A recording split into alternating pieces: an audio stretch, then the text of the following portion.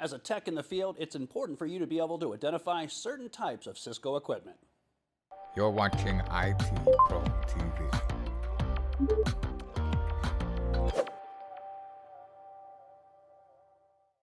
Hello, ladies and gentlemen. Thank you for tuning in to more of the Cisco CCT. That's right, we're talking hardware here, and I'm a hardware guy, so this is going to be a fun episode. We're identifying Cisco equipment. Ronnie, what are some of the goals for this? Now, the goal for what we're actually trying to do is to realize that as a CCT, we're going to encounter more than just what we think. Okay. So we need to at least be familiar with some of the different models and even some of the functionality of those models and how we're actually going to be working with them at times. But overall, though, we want to make sure that we at least can say, hey, here's how I know that this is going to be what I need in place.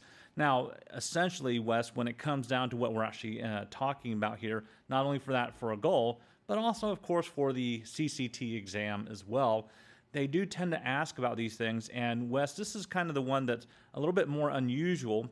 Unless you've actually taken like a Cisco Certified Sales exam, you're probably going to say, why the heck do I need to know that? Well, for the CCT, there's a few different things that we need to make sure that you point out. And the reason why is that if you're actually going to be in the field and you're going to be recommending a replacement, it means you know what these models are going to be like. All right, Ronnie, this much I do know about Cisco is that they've kind of revolutionized networking equipment, and they've been around for a long time, so they have a plethora of equipment out there. Where do we get started? All right, so let's go ahead and stick with the list that we normally find inside of the actual exam objectives that we'd find on the Cisco website. And it's not that there wasn't more equipment out there, but when it comes down to it, we're going to be talking about Nexus switches. We're going to be talking about some of the other ones here, but let's start off with the idea of the Cisco Nexus types of switches here, okay? So when it comes down to Cisco Nexus switches, you'll see 9000 series, you'll see 7000 series, and you'll also see 3000 series models here, okay, is what you'll actually see. Now, these are going to be the high-end switches that you'll normally actually end up seeing. Now, usually for someone like a CCT, we're not going to be encountering a lot of the bigger pieces of equipment like this. This one, Wes, would give us a hernia if we were to try and pick this stuff up. Now, even though you actually can remove everything because it talks about the idea of a modular chassis here, even the chassis itself without anything in it, now you actually put the power supplies in the back here, I think is where this one goes. You put all that in, it's going to be super heavy. That looks like 9 48-port blades in that one, let alone the fact that it's modular and you can add more. Wow. Yeah, there's a lot. And each of those different blades that you actually do end up seeing, I know this photograph here is not the best photograph that you end up seeing, but each one of those you can actually pull out and actually plug something back in to make it actually switch the capacities. And that's what you see right here. We can be 1 gig, 10 gig, 40 gigs, and 100 gig Ethernet ports as we need them on each one of these if we choose to. So that's actually up to you. And then there's what we call supervisor modules that essentially are controllers for the whole thing and how that actually ends up working.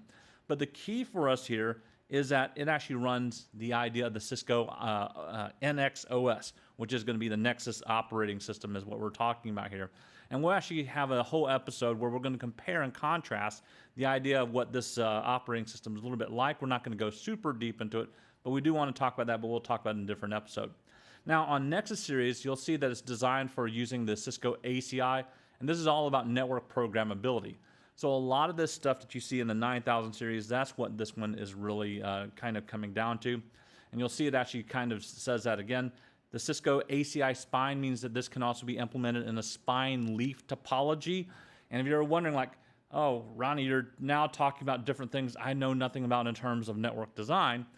That's right. And that means if you want to go further and actually understand this deeper, you're probably going to end up looking into the IT Pro TV courses there.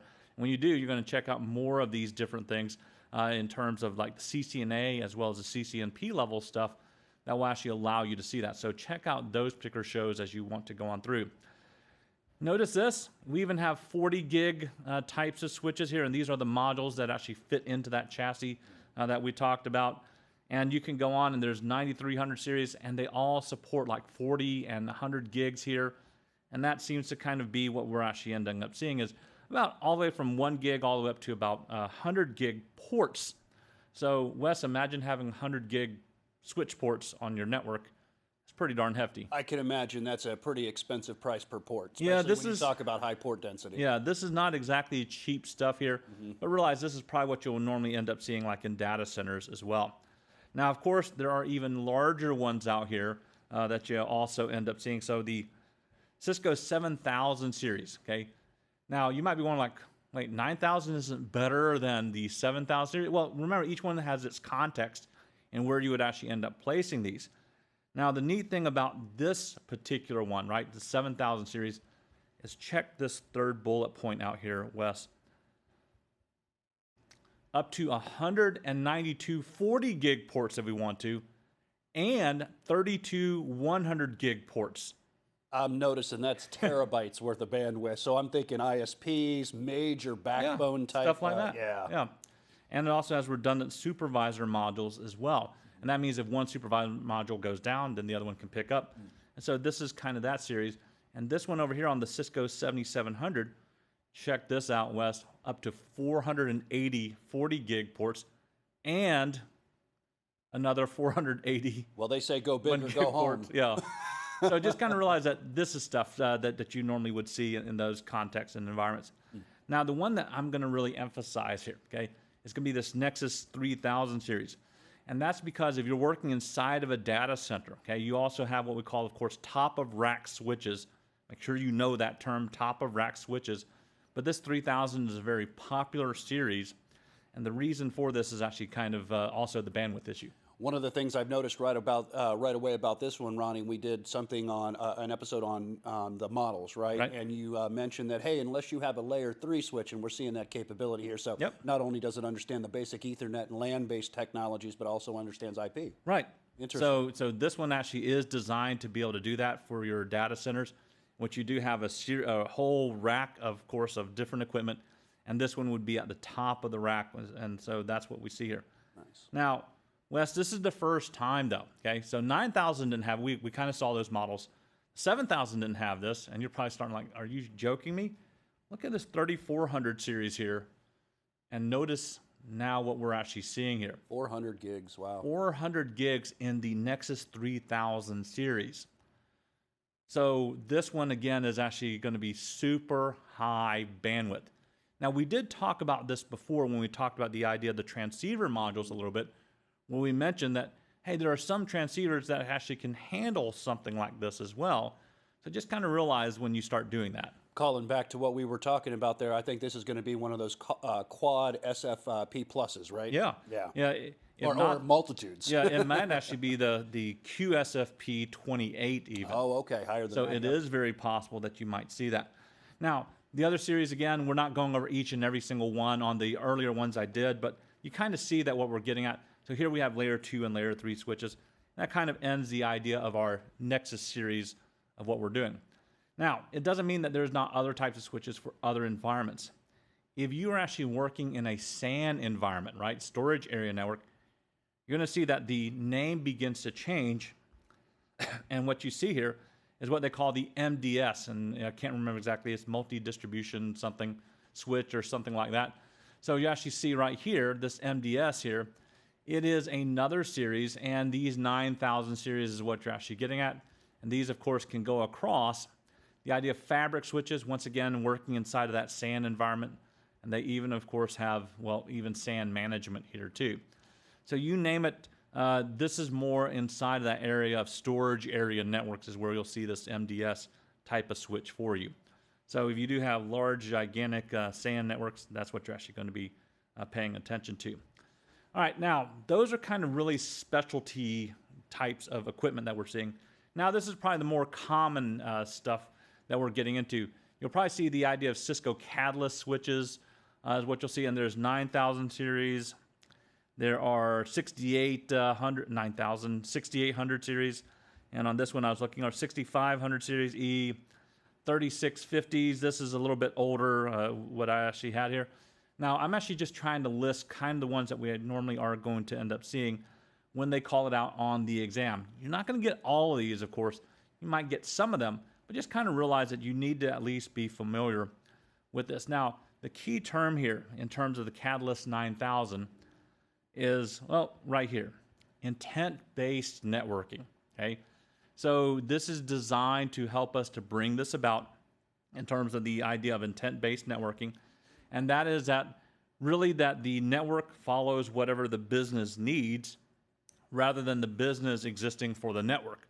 Now that sounds a little bit strange, but overall though, the whole goal and the whole idea behind this is that this is kind of a, the middle series of things that we actually need. So we're not specialty inside of the entire data center itself and the connections that we need. We're not actually talking about top of rack anymore. Now we're actually in kind of what we would normally see in a regular business, as well as doing clouds, you name it, they're all right here too. So we're not focusing in anymore on so much of the bandwidth, because we see bandwidth can of course cost different things that are also out there.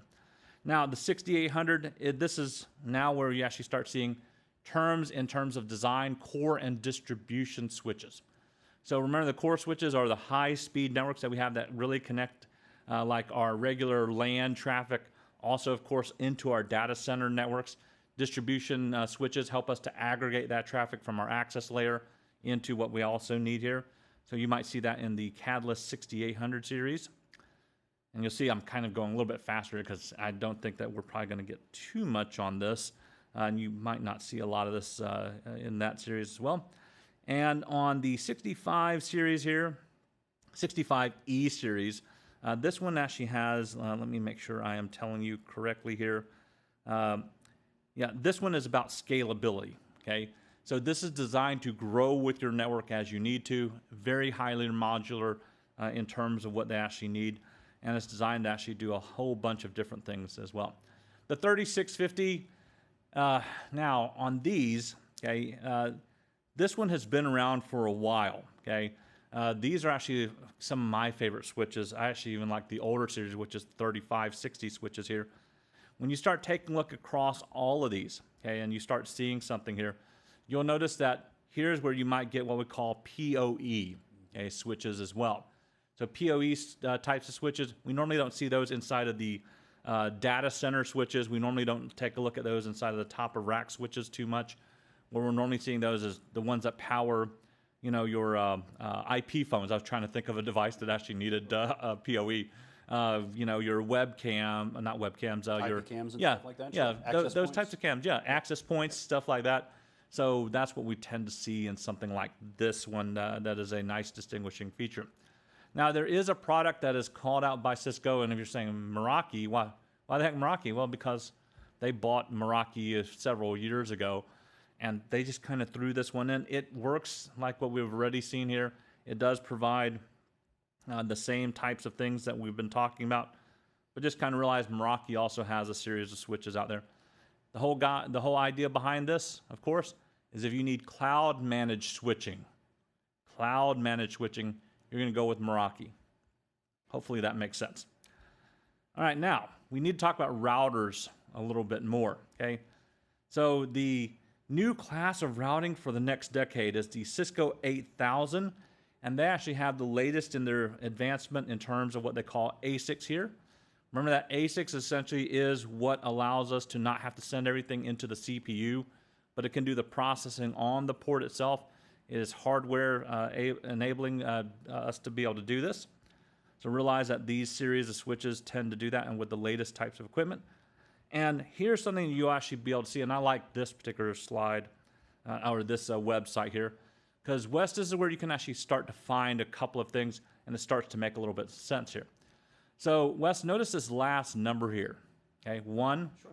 This one here 2, this one here 8, and you're like me, like, why the heck are they, you know, it's not like that it's not like 2, 4, 6, 8 or anything, right? One of the things I noticed right away when you said that is if we look all the way down at the bottom specification and the height and relative to the rack unit size. Right. Interesting. That's exactly what you're starting to see is some of that stuff.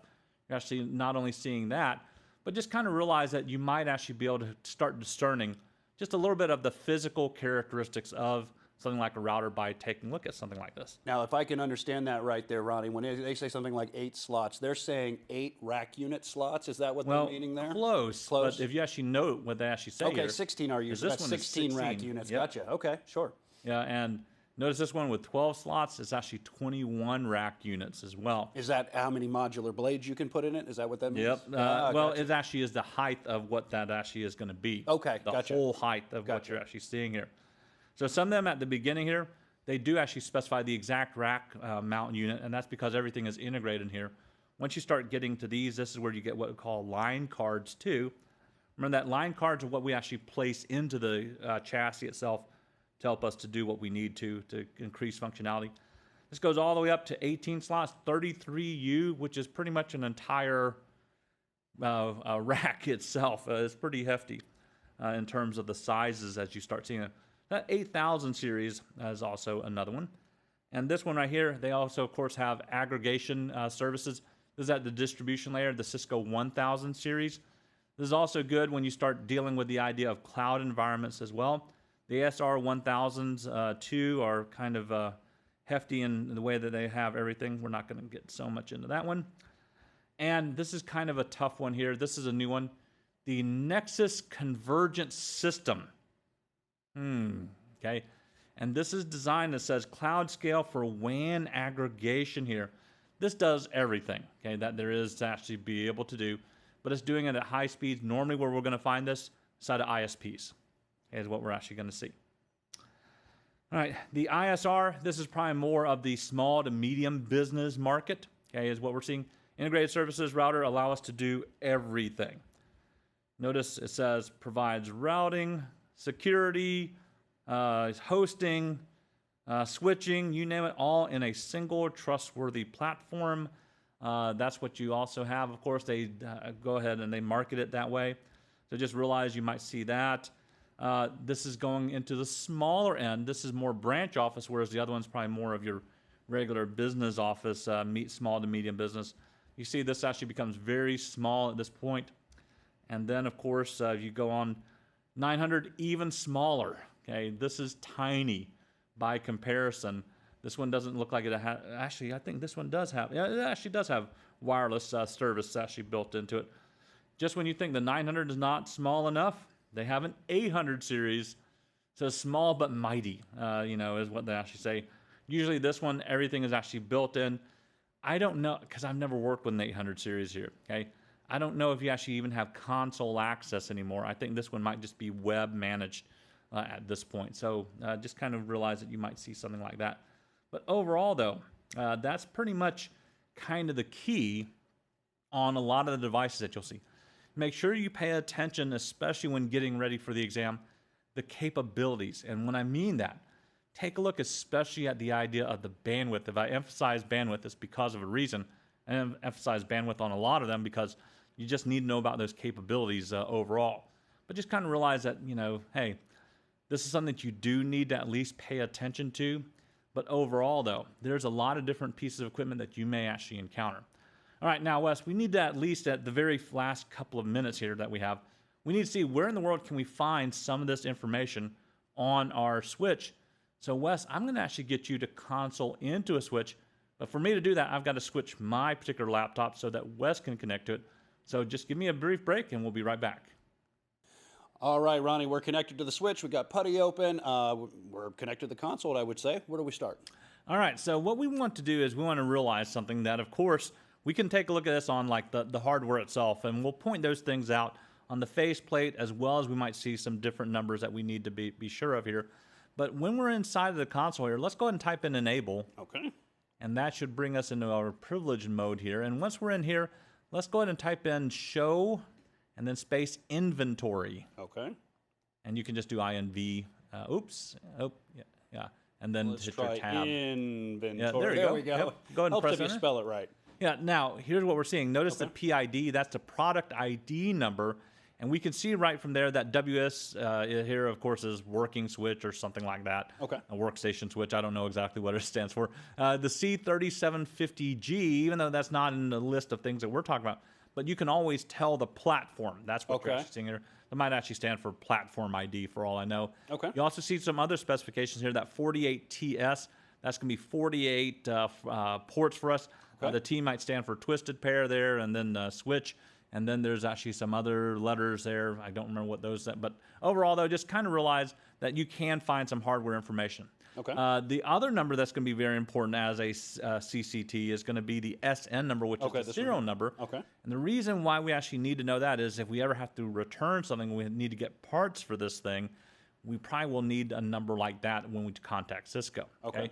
Now, let's get a little bit more detail on something like that. So let's type in show space version.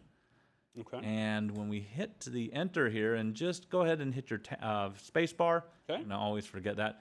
And it's right here that you're starting to see. Go ahead and hit your space bar one more time. And now let's scroll back up just a little bit. Okay. So right here, you do see a list of different devices. And you also see every single one of them has like a assembly number. What you're normally looking for, especially on replacement parts, is going to be serial number. Notice there's motherboard serial number, power supply serial number, down towards the system serial number. That should be the same thing as what we also saw in the show inventory as well. Okay. Right. The other thing that you might also have is that base Ethernet MAC address.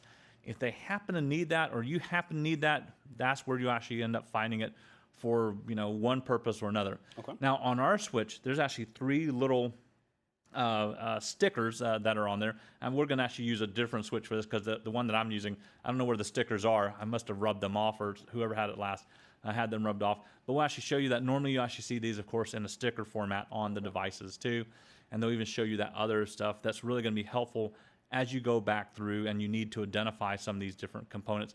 But especially on the model numbers and stuff like that, and even some of the capacities, you actually be able to do something like this directly on those as well. So Wes, that should actually kind of wrap it up for us in this series. We saw a lot of different pieces of equipment, but overall though, when you actually think about it, it's not exactly difficult, but there is a lot that you're probably going to encounter in the field. All right, ladies and gentlemen, remember the key takeaways here. Be able to identify those Cisco equipment types, some of the base specifications, and also how to get that information from your switch like Ronnie just showed you. Thanks for watching. We got a lot more exciting content coming up in the CCT.